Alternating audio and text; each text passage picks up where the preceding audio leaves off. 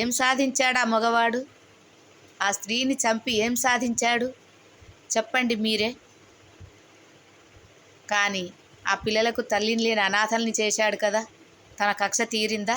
తన పగ తీరిందా? తను ఎన్నాళ్ళు బతుకుతాడు? ఒక్కటి ఆలోచించండి. స్త్రీ హత్య, గోహత్య, భ్రూణ హత్య, బ్రాహ్మణ హత్య, ఈ 4 హత్యలు చేసిన వాడు ఎవడైనా సరే తరతరాలు వంశం లేకుండా పోతుంది. విన్నారా?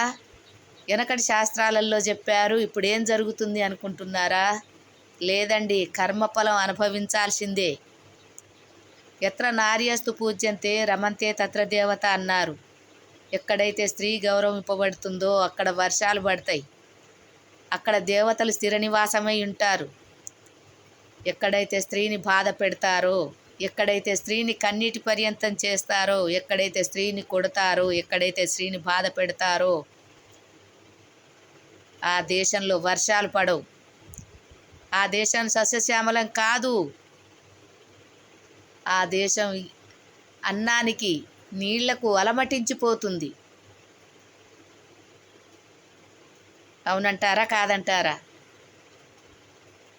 కాబట్టి ఇది నాకు చాలా బాధాకరం అనిపించే ఈ వీడియో చేస్తున్నాను ఫ్రెండ్స్. మీరు వేరే ఉద్దేశం అనుకోవద్దు. స్త్రీని గౌరవిద్దాం, స్త్రీని బ్రతకనిద్దాం.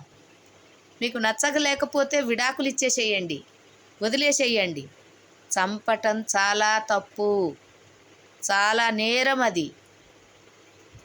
కానీ చట్టాన్ని మీ చేతిలోకి తీసుకొని మీరు సాధించేది ఏమీ ఉండదు. తర్వాత కటకటాల పాలై మీ తల్లిదండ్రులకు కడుపు కోత పెట్టిన వాళ్ళు అవుతారు.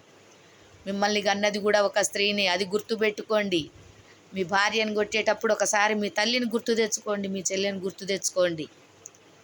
అంతేగాని నా కింద వేరే ఇంటి నుండి వచ్చింది కదా అని అహంకారపడి మీరు చేసే తప్పులు పొరపాట్లు భవిష్యత్తులో మీ పిల్లల జీవితాలు ఆగమైతాయి. మీ తరతరాలు కొట్టుకుంటుంది ఆ ఘోష అనేది.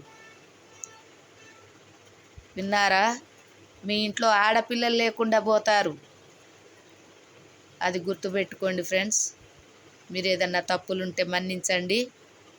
లలితా కిచెన్ MG5SI సబ్స్క్రైబ్ చేసుకొని వాళ్ళు ఉంటే సబ్స్క్రైబ్ చేసుకోండి, లైక్ చేయండి, షేర్ చేయండి.